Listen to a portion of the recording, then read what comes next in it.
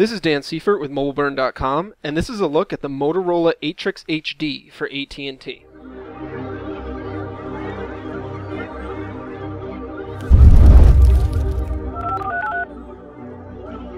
Motorola is back with its latest ATRIX smartphone for AT&T, the new ATRIX HD. A significant upgrade from the ATRIX 4G and ATRIX 2 that were released last year, the new ATRIX HD sports a higher resolution display, thinner frame, and a faster processor than the older models. Design-wise, the ATRIX HD is very similar to the Motorola Droid Razr and Droid Razr Max that were released for Verizon Wireless last year. The ATRIX HD sports some softer corners and lines than the Razrs have, and while the design itself isn't really ugly per se, it can still be a bit boring to some. The front of the phone features a new 4.5-inch ColorBoost HD display that has 720 by 1280 pixels of resolution and a 300 points per inch pixel density. The display is bright and colorful, and the resolution density is unmatched by most of the smartphones that are on the market today. Viewing angles are good, as is outdoor visibility, but there is a slight gap between the Gorilla Glass front of the screen and the LCD display itself, and that makes the screen not quite as impressive as the Super LCD 2 on the HTC One X or the HD Super AMOLED on the Samsung Galaxy S3, neither of which have any sort of gap. But there is something of note. There's a very large bezel that surrounds the display, and it's about twice the size of the competing phones.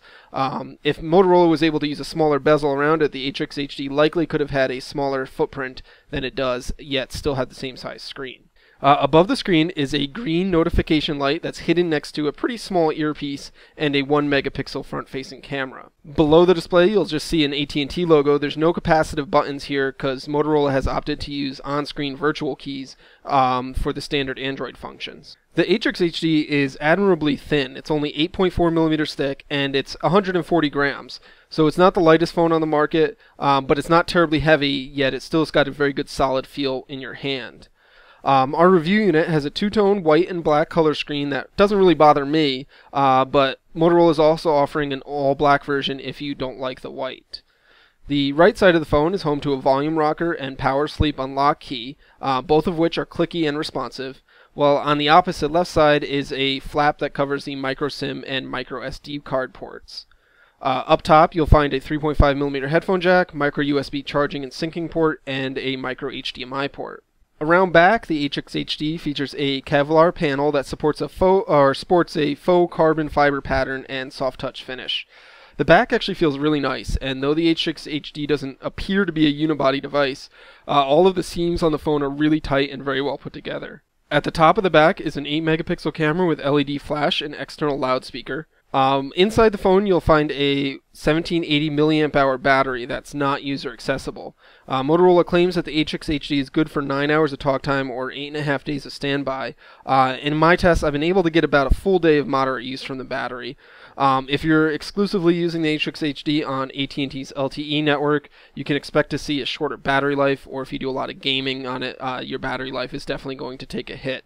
One other thing of note here is that the ATRIX HD doesn't seem to have any support for NFC, and that's not really a huge problem now, but it does mean that it's not going to be compatible with AT&T's upcoming NFC-based mobile payment system that is being powered by ISIS that will launch next year. But overall, the ATRIX HD is a very well-built smartphone. It has a quality feel that you really don't get from a lot of Android smartphones on the market, and certainly not at the ATRIX HD's $99 price point.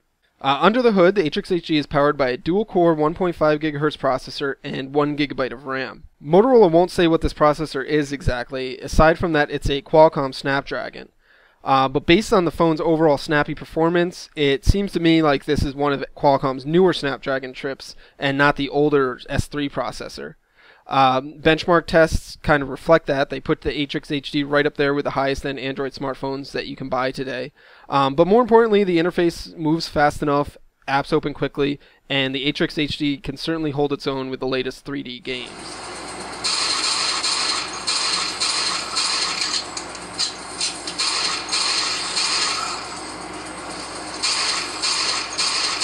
The ATRIX HD runs Android 4.0.4 Ice Cream Sandwich, and it's got the latest version of Motorola's customizations.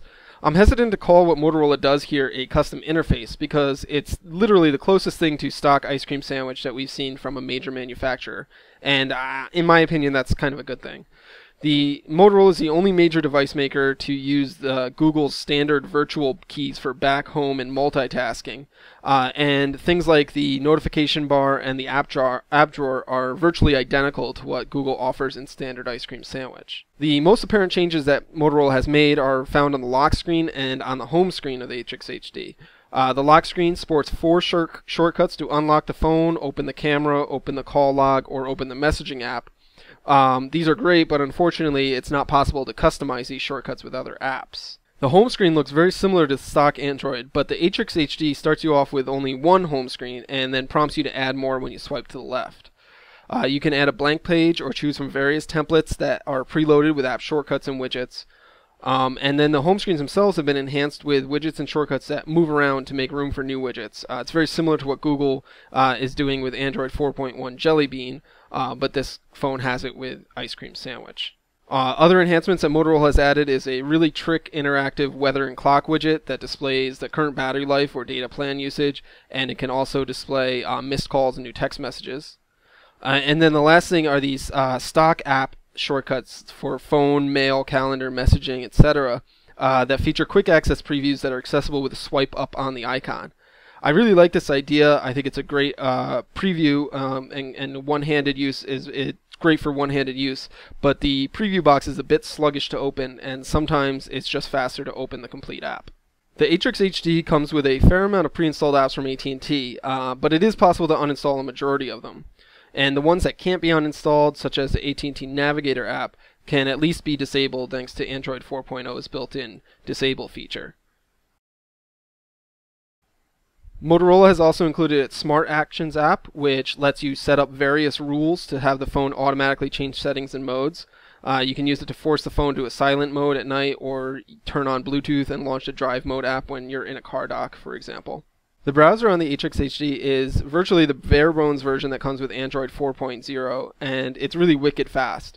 It scores some of the fastest times in the SunSpider benchmark that we've ever seen on a mobile device, but more importantly, in everyday use, pages load quickly and scrolling and zooming are quite responsive. The browser does support Adobe Flash Player if you install the plugin from the Play Store, and it features support for multiple tabs.